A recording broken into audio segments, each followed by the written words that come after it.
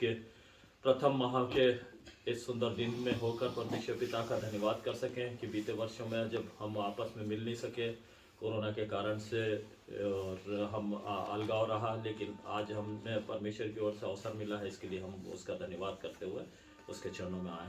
सामर्थ्य, दयालु, अति करुणामय, अनुग्रहकारी और धन्य परमेश्वर पिता, आप जीवित परमेश्वर का धन्यवाद धन्यवाद धन्यवाद धन्यवाद धन्यवाद धन्यवाद धन्यवाद धन्यवाद धन्यवाद करते हुए पिताजी हम आपके पवित्र चरणों में फिर एक बार आते हैं। परमेश्वर पिता आपका धन्यवाद करते हैं आज के सुंदर दिन के लिए। परमेश्वर पिता जो आपकी इच्छा और योजना के अंतर्गत आपने हमें दिखाया हैगा, क्योंकि परमेश्वर पिता आपकी योजना में हम सम्मिलित हो सके हैं, इसके लिए हम आपका धन्यवाद करते हैं कि एक एक दिन, एक एक सप्ताह, एक एक माह और एक एक वर्ष जो हमारे जीवन में आपने जोड़े हैं, इसके लिए धन्यवाद करते हैं परमेश्वर पिता कि जीवितों की धरती पर आपने हमें जीवित रखा और यह सुंदर दिन, सुंदर समय, सुंदर अवसर आपने हमें दिया है, इसके लिए धन्यवाद करते हैं। हमारा चलना फिरना, उठना बैठना, बोलना चालना सब कुछ आपकी दृष्टि में बना रहा है, इसके लिए धन्यवाद करते हैं। आपने हर दुख, बीमारी, परेशानी, हर चिंताओं से और हर प्रकार के संकट से हमें बचाया, इसके लिए धन्यवाद करते हैं। दुष्ट की चालों से, हर प्रकार की महामारी से, हर प्रकार के प्रकोप से और प्राकृतिक अप्राकृतिक आपदा विपदाओं से हमारी रक्षा और सहायता की, इसके लिए धन्यवाद करते हैं।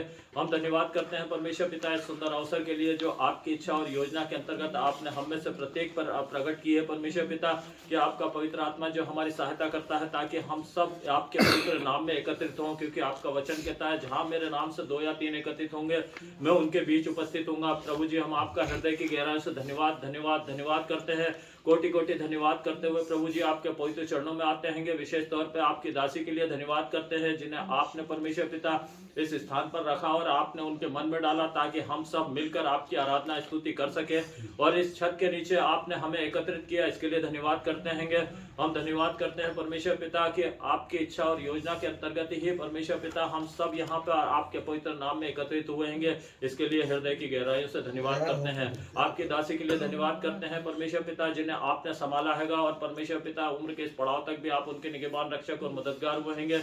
उनके रोजगार पर आपकी आशीष बरकत है परमेश्वर पिता, इसके लिए आपका धन्यवाद करते हैं। उनकी आमदनी पर हम आपसे आशीष चाहते हैं परमेश्वर पिता और विनती और प्रार्थना करते हैं परमेश्वर पिता उनसे जुड़े हुए हर एक जन को, दोनों बेटियों को, दामादों को और नाती को और परमेश्वर पिता उनसे जुड़े हुए जो नजदीक में है, दूर में है, जो नाते रिश्तेदारों को, उन सबको आपके बलवंत हाथों में सौंपते हैं मेरे परमेश्वर पिता। हर एक पर आपकी अनुग्रह, आपकी आशीष को मांग लेते हैं परमेश्वर पिता जो इस घराने से जुड़ा हुआ हैगा और परमेश्वर पिता सारे उपस्थित एक एक जन को हम आपके बलवंत हाथों में सौंपते हैं जिन्होंने परमेश्वर पिता अपने इस समय को निकाल कर परमेश्वर पिता आपके चरणों में आए हैं। हम उन सब के लिए आपका धन्यवाद करते हैं और साथ ही साथ जो आ रहे हैं हम उनके लिए भी विनती और प्रार्थना करते हैं परमेश्वर पिता आपका पवित्र आत्मा उनका मार्गदर्शन, उनकी अगुवाई करे और उनकी सहायता करे ताकि वो सुरक्षित परमेश्वर पिता इस स्थान पर आकर हमारे साथ मिलकर आपका नाम को धन्यवाद करने के योग्य हो सके परमेश्वर पिता। हम आपका धन्यवाद करते हुए विनती और प्रार्थना करते हैं परमेश्वर पिता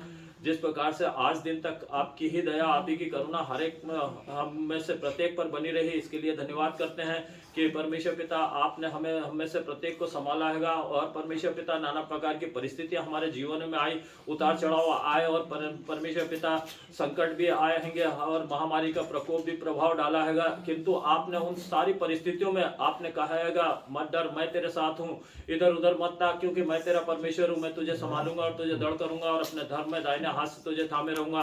ये आपका वचन हमसे परमेश्वर पिता निरंतर वादा करता रहा और आप वादे के सच्चे विश्वास योग्य धर्मी पिता है, इसके लिए आपका धन्यवाद करते हैं पिताजी। धन्यवाद करते हैं परमेश्वर पिता क्योंकि आपने कहा हैगा मैंने तेरे चित्र को अपनी हथेली पर खोद रखा है, तेरी शहरपनाह मेरी दृष्टि में है, इसके लिए आपका धन्यवाद करते हैं क्योंकि आपका वचन कहता है यहोवा की ये वाणी है कि मैंने जो कल्पनाएं तुम्हारे लिए की उन्हें मैं जानता हूं कि वो हानि की नहीं वरन कुशली की हैं और अंत में मैं तुम्हारी आशा को पूरी करूंगा। प्रभु जी आपका वचन हमसे निरंतर बातचीत करता और हमारी अगुवाई, हमारा मार्गदर्शन करता है। जैसा आपका दास दाऊद कहता है तेरा वचन हमारे पांव के लिए दीपक और पथ के लिए उजाला ठहरा है परमेश्वर पिता। इसी प्रकार से निरंतर परमेश्वर पिता इस यात्रा में परमेश्वर पिता तो हमारे साथ रहा है कि जीवन के हर एक समयों में परमेश्वर पिता तूने ना हमें अकेला छोड़ा ना त्यागा है। चाहे दूध पिलाती हुई माँ या जन्माने वाली माँ अपने बच्चे को छोड़ सकती है लेकिन तूने हमसे वादा किया कि ना मैं तुझे छोड़ूंगा ना तुम्हें त्यागूंगा। सचमुच परमेश्वर पिता आप सच्चे चरवाहे के रूप में हम भेड़ों को लिए चले हैं। हम तो आपकी निकम्मी और अयोग्य भेड़ें थी जो भटक गई थी, खो गई थी, अंधकार में थी, पाप में और बुराइयों में थी, लेकिन आपने हमें ढूंढा है, तलाशा है और हमारे पुरखाओं में से हमारे बाप दादा और हम पर तरस खाया, इसके लिए धन्यवाद करते हैं। धन्यवाद करते हैं परमेश्वर पिता, क्योंकि हमारा निकम्मा चाल चलन तो हमारे आदि माता पिता और पुरखाओं से चला रहा था। उससे हमारे बाप दादों का छुटकारा कोई सोने चांदी या संसार की नाशवान वस्तुओं से नहीं, लेकिन उस बहुमूल्य और बेशकीमती लहू से हुआ है, जो सलीब से हमारे लिए बहाया गया है। हमारे दाम चुकाकर हमें मोल लिया, खरीदा गया है। परमेश्वर पिता, हम आपके दास, आप हमारे स्वामी ठहरे, लेकिन आपने हमसे दास सा नहीं वरन मित्र सा बनिस्बत भाई सा व्यवहार किया और हमें ले पालक पुत्र होने का अधिकार दिया है, ताकि हम परमपिता परमेश्वर को हे पिता हे रब्बा के पुकार सके और उसके पवित्र नाम में होकर विनती और प्रार्थना कर सके और परमेश्वर पिता उन आशीषों में सहभागी हो सके जो आपने परमेश्वर पिता इस पृथ्वी पर भी मनुष्यों के जीवन में रखी है। परमेश्वर पिता, इसके लिए धन्यवाद करते हैं, विनती और प्रार्थना करते हैं परमेश्वर पिता। आज के दिन जब हम परमेश्वर पिता आपकी आराधना करते हैं, आपकी स्तुति करते हैं, आपकी जय जयकार करते हैं, आपके नाम को ऊंचा उठाते हैं, क्योंकि आप परमेश्वर पिता केवल और केवल आप ही आदर के योग्य परमेश्वर हैं, स्तुति के योग्य परमेश्वर हैं और जय जयकार के योग्य परमेश्वर हैं। आप ही अनादिकाल से अनंत काल के परमेश्वर हैं, आप ही अल्फा और ओमेगा हैं, आप ही आदि और अंत है।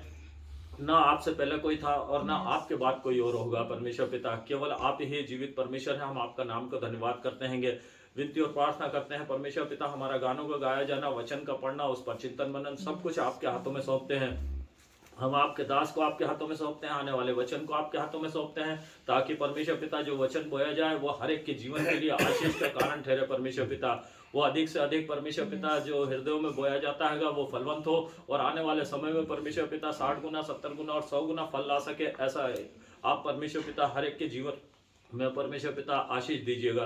विनती और प्रार्थना को आपने सुना, इसके लिए धन्यवाद करते हैं। छोटी सी विनती को हम आपके हाथों में सौंपते हुए प्रार्थना को प्रभु यीशु मसीह के नाम में होकर मांगते हैं, सुनिएगा और अपनी बड़ी दया से कबूल कीजिएगा। आमीन। गीत नंबर 100, 101, 102 संतोष उमड़ रहा, संतोष उमड़ी रहा।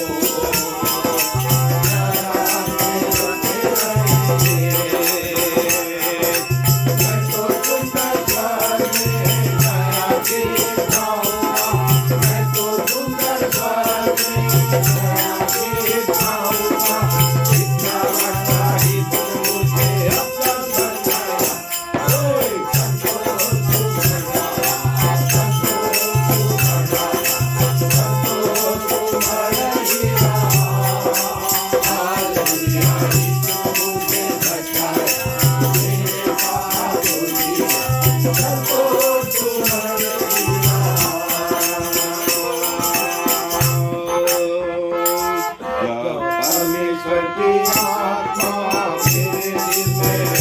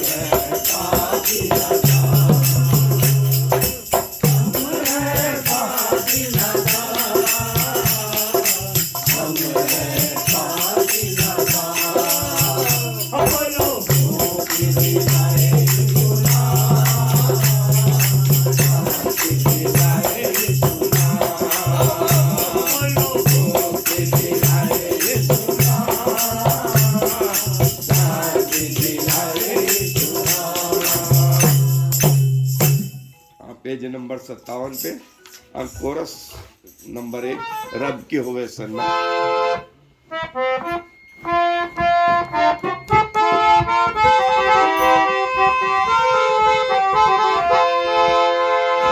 रब की होवे सन्ना हमेशा, रब की होवे सन्ना,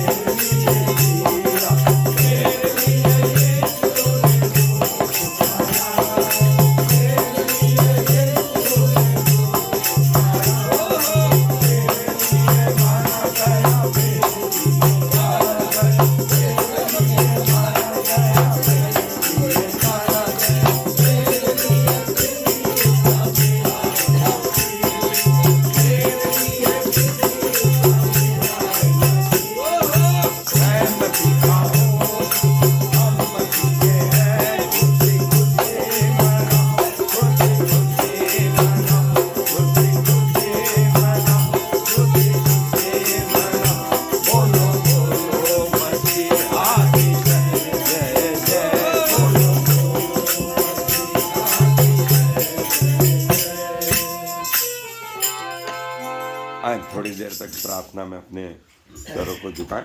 प्रभुदास भाई से निवेदन करूंगा कि प्रार्थना में हमारी अगुवाई करें। सर्वशक्तिमान पिता परमेश्वर, आकाश और पृथ्वी के सृष्टिकर्ता, प्रभु जी हम आपको धन्यवाद देते हैं, आपकी स्तुति करते हैं, प्रशंसा करते हैं। प्रभु जी आपको सराहते हैं, आपको ऊंचा उठाते हैं, आपकी तारीफ करते हैं, जो जयकार करते हैं, आदरमान करते हैं, क्योंकि प्रभु जी आप युग युगानुग एक से रहने वाले परमेश्वर हो। आदि भी आप हो, अंत भी आप ही हो, अल्फा ओमेगा प्रभु जी आप ही हो। आप ही ने सुंदर सृष्टि की रचना करी और सुंदर सृष्टि में प्रभु जी आपने हम सबको जूतों को बीच में रखा ताकि हम सब मिलकर आपको धन्यवाद देते हैं। प्रभु जी आपने सुबह से लेकर अभी तक प्रभु जी आपने हमें संभाला, हमारे जीवन की सब जरूरत को पूरी करी, जिसके लिए हम आपको धन्यवाद देते हैं। हे स्वर्ग और पृथ्वी के सारे परिवार के मालिक, हे पिता परमेश्वर, हम आपके सन्मुख बड़ी नम्रता और दीनता के साथ अपने घुटनों को टेकते हैं। आपने हमारे जीवन में आए छोटी एवं हर एक परेशानी के चढ़ावे उतार के हर एक पल में सामर्थ्य विश्वास योग्यता ये शिल्पा ठहरा है, इसके लिए हम आपको धन्यवाद देते हैं। आपने हमारे जीवन की चट्टानों को दृढ़ किया है, आप आश्रय के योग्य प्रभु, इसके लिए हम आपको धन्यवाद देते हैं। प्रभु जी आप हमें शैतान के चुंगल से, दुनिया की मौत से बचा के रखिए, आपके विश्वास योग्यता हम सबके ढाल होने पाए। प्रभु जी हम सब यहाँ एकत्रित हुए ताकि आपके नाम को धन्यवाद दे सके, आपके नाम की महिमा कर सके, आपको ऊंचा को ऊंचा उठा सके। जो भी वचन को मुझे बोया जाता और हमारा हृदय में काम करने वाला हो और सौ गुना फैलाए, ताकि आपके मार्ग में चलने वाले हो सके। या जितने भी आए सबका आशीषित कीजिए प्रभु जी, आने जाने वाले शायद हम मदद कीजिए। बाकी का समय प्रभु जी आपके सामर्थ्य पवित्र हाथों में सौंपते हुए ये छोटी सी विनती हमारा उद्धार करता प्रभु यीशु मसीह के सामर्थ्य नाम से मांगते हैं, आमीन आमीन। फिर वह नासरत में आया जहां पाला पोसा गया था और अपनी रीति के अनुसार सब्त के दिन आराधनालय में जाकर पढ़ने के लिए खड़ा हुआ। यशाया भविष्यद्वक्ता की पुस्तक उसे दी गई और उसने पुस्तक खोलकर वह जगह दिखाई जहाँ यह लिखा था, प्रभु का आत्मा मुझ पर है, इसलिए कि उसने कंगालों को सुसमाचार सुनाने के लिए मेरा अभिषेक किया है, और मुझे इसलिए भेजा है कि बंदियों को छुटकारे का और अंधों को दृष्टि पाने का सुसमाचार प्रचार करूं और कुचले हुओं को छुड़ाऊं, और प्रभु के प्रसन्न रहने के वर्ष का प्रचार करूं। तब उसने पुस्तक बंद करके सेवक के हाथ में दे दी और बैठ गया, और आराधनालय के सब लोगों की आंखें उस पर लगी थी। तब वह उससे कहने लगा, आज ही ये देख तुम्हारे सामने पूरा हुआ है। सबने उसे सराहा, और जो अनुग्रह की बातें उसके मुंह से निकलती थीं उनसे अचंभित हुए और कहने लगे, क्या यह यूसुफ का पुत्र नहीं? उसने उनसे कहा, तुम मुझ पर यह कहावत अवश्य कहोगे, हे वे अपने आप को अच्छा कर, जो कुछ हमने सुना है कि कफरनहूम में किया गया है, उसे यहाँ अपने देश में भी कर। और उसने कहा, मैं तुमसे सच कहता हूँ, कोई भयभक्ता अपने देश में मान सम्मान नहीं पाता। मैं तुमसे सच कहता हूँ कि एलिया के दिनों में जब 3.5 वर्ष तक आकाश बंद रहा, यहाँ तक कि सारे देश में बड़ा अकाल पड़ा, तो इस्राएल में बहुत सी विधवाएं थी। पर एलिया उनमें से किसी के पास नहीं भेजा गया, केवल सेदा के सारफत में एक विधवा के पास। और एलीशा भविष्यद्वक्ता के समय इस्राएल में बहुत से कोढ़ी थे, पर सीरियावासी नामान को छोड़ उनमें से कोई शुद्ध नहीं किया गया। ये बातें सुनते ही जितने आराधनालय में थे सब क्रोध से भर गए और उठकर उसे नगर से बाहर निकाला, और जिस पहाड़ पर उनका नगर बसा हुआ था उसकी चोटी पर ले चले कि उसे वहां से नीचे गिरा दे। सब मिलके, परंतु वह उनके बीच में से निकल कर चला गया। परमेश्वर अपने वचन के पढ़े जाने और सुने जाने पर आशीष दे और समझने में हमारी सहायता मदद करे।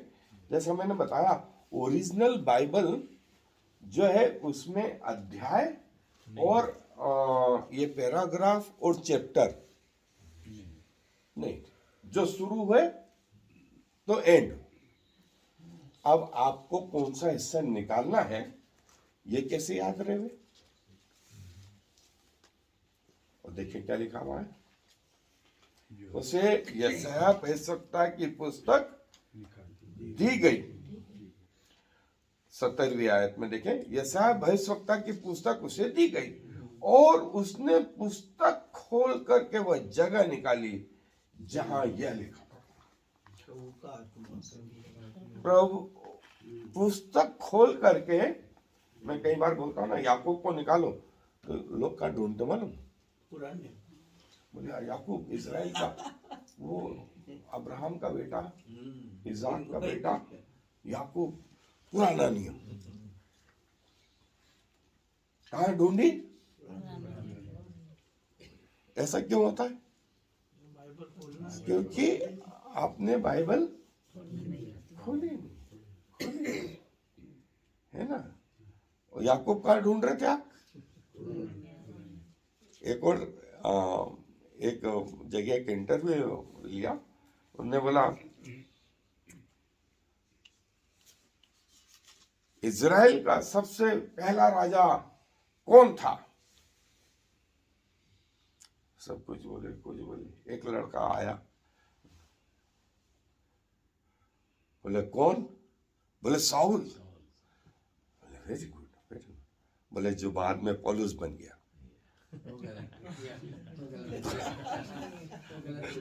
बस आगे इसका आगे मतलब साउल तो सही बोला, उसके बाद वाला हिस्सा क्योंकि मालूम नहीं था, है ना। यीशु मसीह ने वो जगह निकाली जहां यह लिखा था। जब तक आप, ये मेडिकल की किताबों में होता है, मेरे साथ मेरी एग्जाम में ऐसा हो गया था। वो मुझसे कुछ पूछ रहे थे तो मैंने जो बोला, उन्होंने बोला नहीं ऐसा नहीं लिखा है। मैंने बोला सर वो तो किताब में लिखा हुआ। बोला कहाँ लिखा हुआ? मैंने बोला मेरी किताब में लिखा हुआ है। बोले ला। एग्जामिनर ने मुझसे क्या कहा? किताब लाओ। लाए, मैंने अंडरलाइन कर रखी थी। मैंने सर ये, हाँ रख दे। लेकिन मैंने क्या कर रखा था? अंडरलाइन कर रखी थी। तो वैसे ही प्रभु यीशु मसीह ने वो जगह निकाली। ये जब तक नहीं हो सकता जब तक आप वचन में पारंगत नहीं हो। वचन पढ़ते हैं नहीं, यदि आप नहीं पढ़ पाओगे तो याकूब को कहां ढूंढोगे? पुराने नियम में याकूब आपके दिमाग में कहां बैठेगा? क्या अब्राहम का बेटा था वो, है ना। याकूब कौन था? एक और प्रभु यीशु मसीह का भाई भी था, है ना। सो पहली चीज, और उसी के पहले देखिए आयत नंबर 16 में क्या लिखा है? फिर वह जहां और अपनी रीति क्या है? रीति क्या है? सप्त के दिन कहां पहुंचना है? सप्त के दिन कहां पहुंचना है? ये क्या है? रीति। ये क्या है? रीति है। ये रीति है उसकी। कहां पहुंचेगा? यीशु मसीह परमेश्वर का बेटा होकर के वहां पहुंचता है। तो हमारी पोजीशन क्या है? परमेश्वर क्या गया, हमारी पोजीशन क्या है? जीरो। जब वो परमेश्वर का बेटा होकर के पहुंचता है तो हमें तो, इसलिए दाऊद बोलता है ना कि तेरे देवड़ी पर का एक दिन कहीं और के 1000 दिन सुख। अपनी रीति के अनुसार सप्त के दिन आराधनालय में पहुंचा। बोल सकता था ना, अरे तू तो मेरा बाप है ना, मैं तो घर में बैठा संगति कर सकता हूं, क्या जरूरत है वहां जाने की। लेकिन क्या प्रभु सिखाते हैं? जब वो पहुंच रहे हैं तो हमें भी, वो परमेश्वर के बेटे होकर के पहुंच रहे हैं तो आप और मेरी पोजीशन बहुत दूर है ना। एक और तीसरी चीज मैं चाहता हूं, 6वां अध्याय इसी लूका रचित सुसमाचार का 12वें आयत,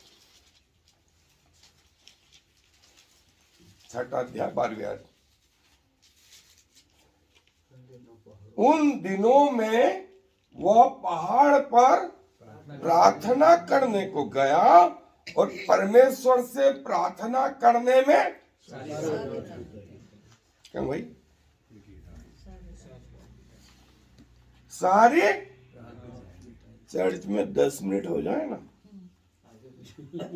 तो बोले अब क्या कर रहा था, क्या कर रहा था, रात की प्रार्थना बोल रहा, रात की प्रार्थना। और पूरी रात परमेश्वर का बेटा होकर के अरे लेटा लेटे ही प्रार्थना करता है ना। काय को घुटने टेक रहा है, काय को आंसू बहा रहा है, काय को पसीने के साथ में लहू आ रहा है। देखिए ये आदत कहां से बनी, छोटी छोटी प्रार्थनाओं से। एक और हिस्सा मेरे साथ निकाले, मरकुस रचित सुसमाचार पहला अध्याय, मरकुस रचित सुसमाचार पहला अध्याय और उसकी 41वीं आयत है शायद, 35वीं आयत है, पहला अध्याय 35वीं आयत। भोर को दिन निकलने से बहुत पहले वह उठकर और एक जंगली स्थान में गया और वहां भोर को दिन निकलने से बहुत पहले। भैया सबको नींद आ रही है यार, बोले चेलों को नींद आ रही, चेले थके हुए, दूसरों को नींद आ रही, लेकिन प्रभु कब उठे, दिन निकलने से। परमेश्वर का बेटा होकर के दिन निकलने से पहले कहां जा रहा है, जंगल। ये 5 मिनट की प्रार्थनाओं से शुरू हुआ, 10 मिनट की शुरू हुआ, घंटे भर, 2 घंटे, फिर कुछ समय और गुजरा और ऐसा समय आ गया, ऐसा जीवन डेवलप हो गया इन 30 सालों में कि वो पूरी रात क्या करता है, प्रार्थना। शुरुआत कैसी करी, छोटी छोटी प्रार्थना, कठिन समय से, भोर को दिन निकलने से बहुत पहले। सब थके रहते, सबको नींद आती रहती, प्रभु को वो नहीं थकता था क्या, लेकिन क्या सोचा, इस नींद पे कंट्रोल करूंगा, काबू पाऊंगा, उठो चलेंगे। कितने चले साथ में, एक भी नहीं, अकेले गए। मैं आपको ये बताऊं, 7 चीजें मैं बताने जा रहा हूं आपको। जिस दिन आप मरो ना, तो उस दिन बंद हो। 7 चीजों में से पहली चीज थी प्रार्थना। ये उस दिन बंद होगी जिस दिन हमारी मौत होगी। दूसरी चीज, परमेश्वर का वचन उस दिन बंद होगा जिस दिन हमारी मौत होगी। तीसरी चीज, हमारी आराधना उस दिन बंद होगी जब हमारी आंखें, आराधना, स्तुति। मैं एक जगह जाता था, बॉम्बे की बात है, मेरे को करीब 40 किलोमीटर दूर जाना होता था चर्च के लिए। फिर 40 किलोमीटर के लिए उसके पहले राउंड करो, अस्पताल का राउंड करो, तैयार हो, 7 बजे वो पकड़ना है, लोकल पकड़ना, वो छूटेगी तो वो 40 किलोमीटर। और जब वहाँ स्टेशन से फिर मेरे को आधा घंटा चलना है तो जाकर के चर्च पहुँचता था। और खाने का ठिकाना ही नहीं, वहां से आते आते मेरे को 2-3 बज जाती थी, 3 बज जाते थे। आए, खाना खाया और फिर 1-2 घंटे आराम करा। और शाम का एक चर्च होता था जो दूसरी डायरेक्शन में होता था, चर्च गेट के कम से कम वहाँ मैं बस से जाता था और फिर पैदल जाता था। घर आते आते 8-9 बज जाते, मेरे को बहुत आनंद हुआ। लेकिन जो पादरी था ना, वो मैसेज भगवान जाने क्या दे हुए। मैंने बोला यार कहीं असर ही नहीं हो रहा, ये कहाँ से। तो मैंने परमेश्वर से ये बोला, जो अभी आपको मैंने बोला कि प्रभु मैं तो घर पे बैठा रहता हूँ ना, आपकी आराधना करूंगा ना, आपकी आराधना करूंगा, या बढ़िया आपके गीत और ये। प्रभु ने मेरे से क्या बोला, जब चर्च जाते हो तो प्रार्थना किसके लिए करते हो? तो मैंने बोला प्रभु प्रार्थना में एक चीज को छोड़ के बाकी सब मेरे लिए है ना। एक चीज को छोड़ के कि तुझे धन्यवाद देता हूं, तो धन्यवाद क्या हुआ, ऊपर पहुंचा, और बाकी सब ऊपर से नीचे। प्रभु ने मेरे से पूछा तो मैंने बोला, और दूसरी चीज उसने बोली, और क्या करते हो? अच्छा दान किसके लिए? अच्छा मैसेज किसके लिए? बाइबल किसके लिए पढ़ते हो? प्रभु को सिखाने के लिए। मैसेज किसके लिए देते हो? प्रभु को सिखाना है क्या? बोले ठीक है ना, तुझे मैसेज नहीं समझ में आता है ना, आराधना किसके लिए करते हो? मैंने बोला हाँ प्रभु, आराधना मतलब जो प्रभु के लिए आप गीत गा रहे, वो कहाँ उठ रहे? धन्यवाद क्या उठा? ऊपर उठा। मैसेज किसके लिए? ऊपर के लिए नहीं है, नीचे के लिए। तो जो धन्यवाद बोल रहे हो ना, ये प्रभु के लिए। जो आराधना कर रहे हो ना, ये प्रभु के लिए। बोले संगति संतों की, विश्वास वचन बोलते हो ना कि संतों की संगति पर विश्वास करता। बोले बस यदि वो भी मिलती है तो भी जा, तो भी जा। मैं करता था फील्डिंग में, चलो समझ में नहीं आया कुछ। 100% कोई चर्च सही नहीं है, 100% कोई चर्च, किसी में कुछ कमी, किसी में कुछ कमी, किसी में कुछ कमी। तो जो अच्छी बातें हैं वो तो ये प्रभु ने सिखाया। तो हमारा चर्च जाना किस दिन बंद होगा? व्यर्थ की बात की। बंद किस दिन होगा? जब हमारी, क्योंकि हमारा प्रभु अपनी रीति के अनुसार कहां जाता है? हमने पहला देखा प्रार्थना, परमेश्वर का वचन, संगति, चौथी चीज परमेश्वर का भवन, परमेश्वर का भवन, पांचवी चीज आराधना, प्रभु की आराधना, और छठी चीज जो उसमें आप धन्यवाद दे रहे हो ना, वो उस दिन बंद हो जिस दिन मेरी आंखें, उस दिन धन्यवाद देना।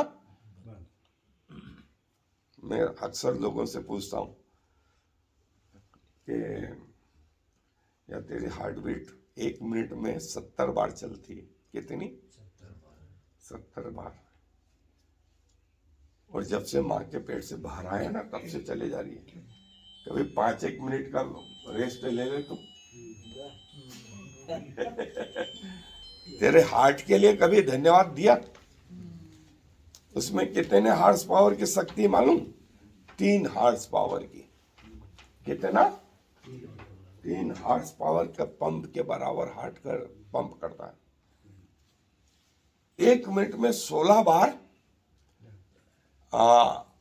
फेफड़े चलते। कितने? 16 बार। और 1 मिनट में करीब 2 से 3 लीटर ऑक्सीजन ले लेता है तू। कितने? तेरी किडनी के लिए कभी धन्यवाद दिया? तेरे ब्रेन के लिए धन्यवाद दिया? तेरे हाथ पांव की उंगली के लिए धन्यवाद दिया?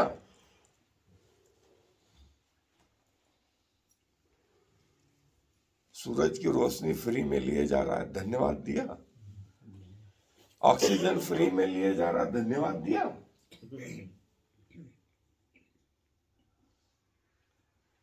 और एक सर्जिकल बुक में, ब्रिटेन की एक सर्जिकल बुक में ऐसा लिखा हुआ है कि जो आंखें आपको दी हैं वो दुनिया के सबसे अच्छे टेलीविजन से अच्छी है। दुनिया के सबसे अच्छे टेलीविजन से, दुनिया के सबसे अच्छे साउंड सिस्टम से आपके कान अच्छे हैं। दुनिया की सबसे अच्छी डायलिसिस मशीन से आपकी किडनी अच्छी है। दुनिया के सबसे अच्छे रेस्पिरेटर से आपके फेफड़े अच्छे हैं। आपके जो उंगलियां और हाथ पांव की उंगलियां हैं ना, दुनिया में सबसे महंगा रोबोट जापान के पास में $5 अरब का। उस रोबोट से आपकी उंगलियां, आपके हाथ पांव की उंगलियां ज्यादा अच्छी हैं। और दुनिया का जो सुपर कंप्यूटर है ना, वो आपके ब्रेन के बराबर है। बोले किसी चीज के लिए धन्यवाद आया, किसी चीज के लिए धन्यवाद दिया कि प्रभु, एक मैं जिन अस्पतालों में काम करता हूं, कॉर्पोरेट हॉस्पिटल्स में, एक आदमी यदि भर्ती हो जाता है और वो पूछता है साहब एक दिन का बिल, एक दिन का बिल, यदि आईसीयू में भर्ती हुआ तो ये सोच के चलो आज के जमाने में मिनिमम 25,000। यदि 10 दिन रह लिए तो कितने? 2.5 लाख। 2.5 लाख। तो कई लोग पहले पूछते बिल कितना लगेगा, जहां मैं हूं वहां आकर के पहला चीज क्या पूछते, बिल कितना, और कितना एवरेज, कितना एक 24 घंटे का बिल, मिनिमम 25,000 लगना है। हम धन्यवाद से भरे हुए हैं क्या? इनमें से ऐसी क्या चीज है जो आपके द्वारा है? आपने क्या कर लिया? कम से कम इसका तो इस्तेमाल करते हैं धन्यवाद के लिए। ये उस दिन बंद हो जिस दिन हमारी आंखें बंद हो। एक दिन में 24 घंटे में 1.5 लाख लोग इस दुनिया से मरते हैं। कितने? 1.5 लाख। एक मिनट में 105 लोग मरते हैं। कितने? 105। किसी दिन हमारा भी नंबर आने वाला है, किसी दिन मेरा भी, आपका भी, सबका नंबर आएगा। परमेश्वर अपनी जगह बना हुआ है, लोग आए और चले गए, परमेश्वर आज भी वैसे ही है। क्या मेरे जीवन में धन्यवाद है? प्रभु, आपने मुझे जीवतों के मध्य में रखा, मुझे पांव जमीन पे टच करने दिए, और यदि जीवतों के मध्य में जीवन का उस दिन का आरंभ प्रभु के चरणों से हो, इससे अच्छी कोई बात। बैंकों में जाए आप, किसी उसमें जाए पैसे वाले के पास, सबसे पहले पैसे खोल करके क्या करता है? I am the Lord. There is no other God. I have prepared you, even though you do not know me, so all the world from east to west will know there is no other God. I am the Lord, and there is no other.